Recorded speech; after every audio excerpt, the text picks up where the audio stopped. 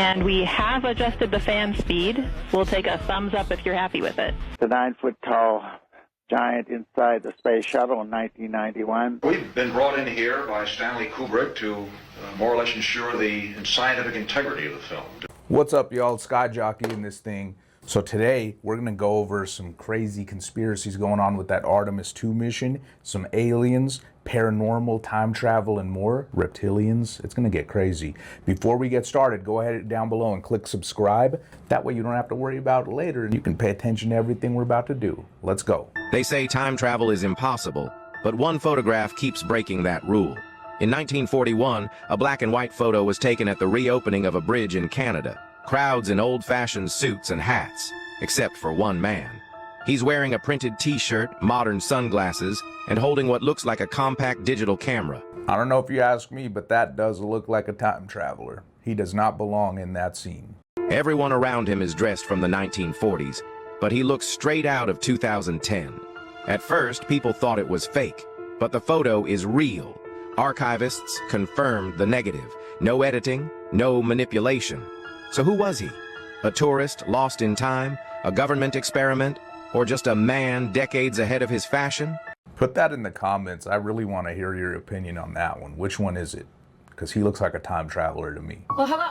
So I've decided that I'm not from this timeline. This is not where I started from. I might exist here, but this is not where I began. I am f***ing done. I am from the timeline where monocles existed in Monopoly, f***ing cornucopias in front of the Luma underpants. I'm sorry, but Shazam was a f***ing movie, and Sinbad played the f***ing genie. I don't know, that Mandela effect stuff seems real to me, because I'll tell you one thing. I remember seeing a Shazam movie with Sinbad in it.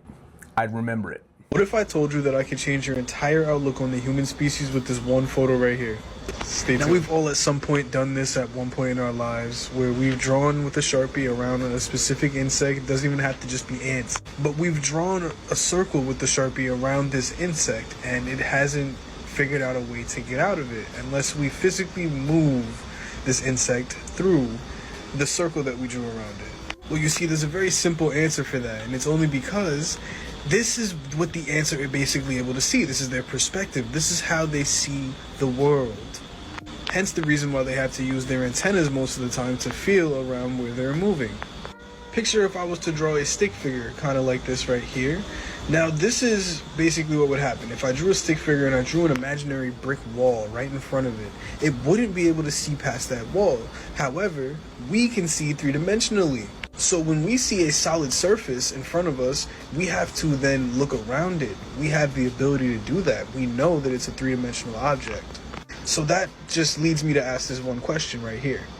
If we can see the ant, and the ant can't get around that surface that we drew onto that piece of paper, then what can see us when we can't get around solid surfaces?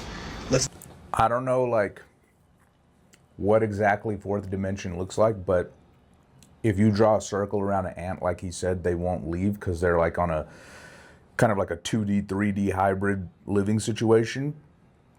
So what does that mean for us? What can't we get around? What can't we see? What's contacting us? You want to see a real UFO?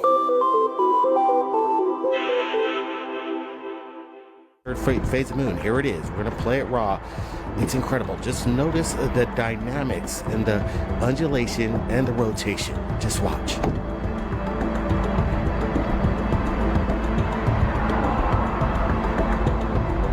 Okay.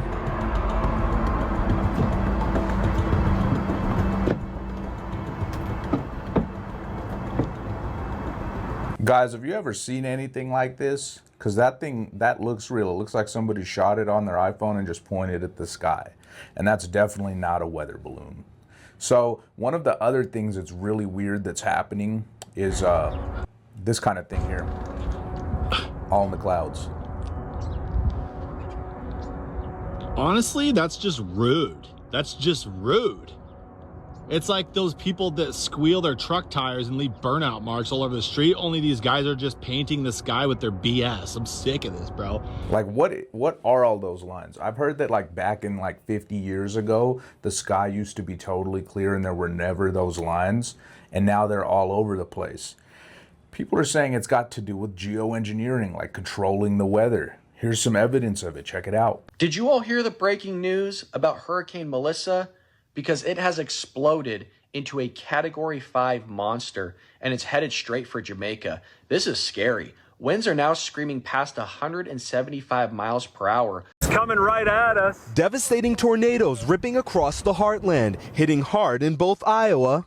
This is crazy. And Kansas.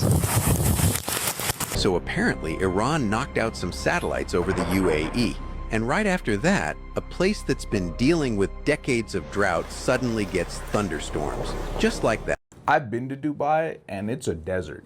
Like, they don't get storms like that. Now, before you think that this is like some nuts, like, conspiracy BS, there's actually a order through Congress that really does confirm that this is real. Check this out. Florida already did it. Tennessee did it. Louisiana did it. House Bill 290, the Atmosphere Protection Act, would ban solar radiation modification, cloud seeding, sunlight reflection activities in the state of Ohio. A violation would be a third-degree felony, a minimum of $500,000 fine. Now, before you say that's a conspiracy, hear this. On September 16th, 2025, the United States House Oversight Committee held a formal hearing titled Playing God with the Weather, Congressional Record. You can find it at congress.gov right now. Look, this might have happened late last year. This is the first time I'm hearing of this. And that kind of confirms that geoengineering is real. They're modifying our weather. Now, as we promised in the beginning of the video, we're going to touch on Artemis II and some alien stuff. Let's go. And there on your screen, you're currently seeing a live look inside the cabin of the Orion spacecraft. Integrity Houston, we are 3 minutes out from an on-time start, and we have adjusted the fan speed. We'll take a thumbs up if you're happy with it. Copy, thumbs up. Okay, so the weird part of this video happened right Adjusted here. the fan speed. We'll take a thumbs up if you're happy with it. So you see how he instantly gives a thumbs up? Like, there's supposed to be a delay between contact, like messages being sent and heard in space because it's so far away. It should be like 4 to 9 seconds. So instead of looking like, go ahead and give us a thumbs up, it should look more like this. Go ahead and give us a thumbs up. But it doesn't look like that. It's like this, instant. Check it out. One more time. And we have adjusted the fan speed. We'll take a thumbs up if you're happy with it. Instant reaction. That's why they're saying maybe they weren't even in space.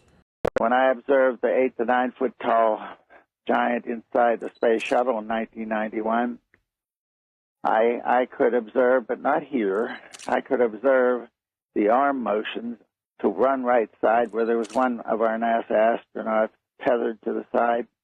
And then on the left side, another a U.S. NASA astronaut was tethered to that side.